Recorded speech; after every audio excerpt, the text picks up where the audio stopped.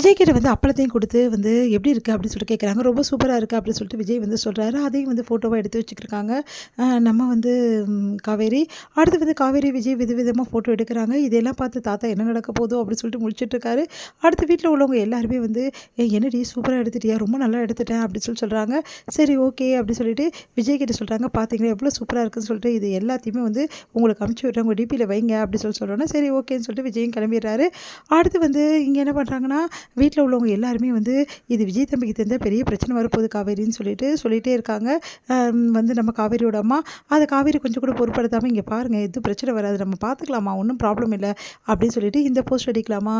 இந்த மாரி விதவிதமா அடிக்கலாம். இப்படி வந்து குடுத்தா நல்லாயிருக்கும்.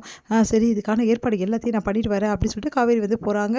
அடுத்து வந்து யமுனாவும், நர்மதாவும் வந்து இங்க வந்து விளையாட வராங்க காவேரி வீட்டுக்கு. காவேரி வந்து ரொம்ப சந்தோஷப்படுறாங்க. அடுத்து தாத்தா வந்து "என்னம்மா விளையாட்டு விளையாட போறீங்க?" அப்படின்னோனே, "செஸ்லாம் விளையாட போறோம்ன்னு" சொல்லிட்டு 2 பேரும் விளையாடிட்டு இருக்காங்க. தாத்தாவும் அத பார்த்து சந்தோஷப்பட்டுட்டு இருக்காரு. "ரொம்ப நல்லா இருக்கு 2 பேரும் விளையாடுறது" அப்படி சொல்லிட்டு பார்த்துட்டு இருக்காரு. தாத்தா "நீங்களும் வாங்க." "இல்லம்மா நீங்க விளையாடுங்க நான் பார்க்குறேன்னு" பார்த்துட்டு இருக்காரு. அந்த டைம்ல கரெக்ட்டா விஜய் வந்து சேர்ல உட்கார்றாரு.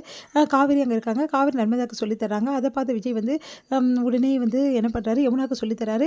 அத பார்த்துட்டு "நீங்க எப்படி சொல்லி தரலாம்? அவ குழந்தை அதனால சொல்லி தரேன்" அப்படின்னோனே, "அதெல்லாம் தெரியாது. நீங்க சொல்லி தரக்கூடாதுன்னு" சொல்லிட்டு காவேரி வந்து அவர்ட்ட சண்டை போடுறாங்க. உடனே வந்து அவரு "நான் சொல்லி தருவேன்றாரு." நிறுத்துறீங்களா? "அப்பா எங்களுக்கு யாருமே சொல்லி தர வேணாம். நாங்க போறோம்ப்பா" அப்படின்னு சொல்லிட்டு யமுனாவும் வந்து நர்மதாவும் வந்து போறாங்க. அடுத்து தாத்தா சிரிக்கிறார். இதெல்லாம் பார்த்து இவங்க எல்லாருமே சந்தோஷமா வந்து இருக்காங்க. இதெல்லாம் ராகினி பார்த்து டென்ஷன் ஆயிடுறாங்க. அடுத்து வந்து என்ன பண்றாங்க, விஜய்க்கு அதுக்கப்புறம் தாத்தா, குமரன் 3 பேருமே வந்து கிரிக்கெட் விளையாடுறாங்க. ரொம்ப சந்தோஷமா ஜாலியா விளையாடிட்டு இருக்காங்க. இதையெல்லாம் பார்த்த ராகினி வந்து, "இவங்களுக்கு வந்து ஒரு முடிவே இல்லையா? இவங்க 2 குடும்பமும் இவ்ளோ சந்தோஷமா இருக்காங்களே!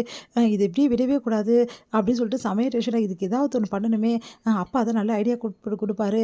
அதனால முதல்ல நம்ம அப்பா போய் பார்ப்போம். அதுக்கப்புறம் இவங்களுக்கெல்லாம் முடிவு கட்டுறேன் அப்படின்னு சொல்லிட்டு கிளம்புறாங்க. அடுத்து வந்து பசுபதி வந்து பார்க்குறாங்க. பார்த்தோனே வந்து பசுபதி வந்துகிட்ட நடந்த விஷயத்த எல்லாத்தையும் வந்து சொல்லி வந்து வருத்தப்படுறாங்க ராகினி. அத பார்த்து பசுபதி "நீ கவலையே படாதம்மா. கூடிய சீக்கிரம் வந்து அந்த கும்பலையும் வந்து அங்கேருந்து நான் தூக்குறேன். விடவே மாட்டேன். நீ கவலைப்படாம இரு. நான் கூடிய சீக்கிரம் அந்த வீட்டுக்கு நான் வருவேன். அதுக்கு வந்து சம்மந்திகிட்ட பேசி ஏதாவது முடிவு பண்றேன்" அப்படின்னு சொல்லிட்டு சொல்லி அனுப்புறாரு.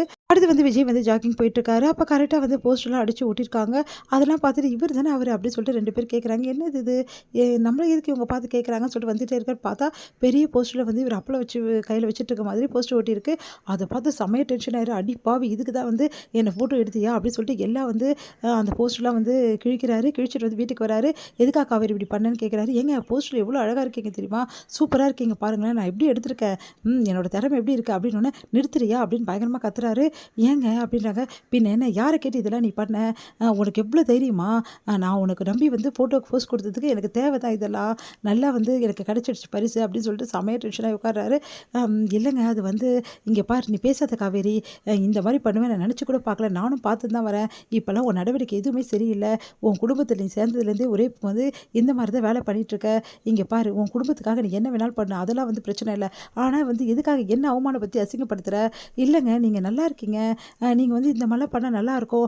அத நான் உன்கிட்ட கேட்டேனா, எனக்குன்னு ஒரு விருப்பம் இல்லையா காவேரி? உன் விருப்பத்த எப்படி என் மேல திணிப்ப நீ? நான் எப்படி இருக்கணும், ஏது இருக்கணும், நீ எப்படி முடிவு பண்ணுவ? உன்ன ஏதாவது சொல்றேனா நானு? இல்ல நீ என்ன பண்ணணும், ஏது பண்ணணும், நீ இப்படிதான் இருக்கணும், என்னைக்காவது நான் உன்கிட்ட சொல்லியிருக்கேனா?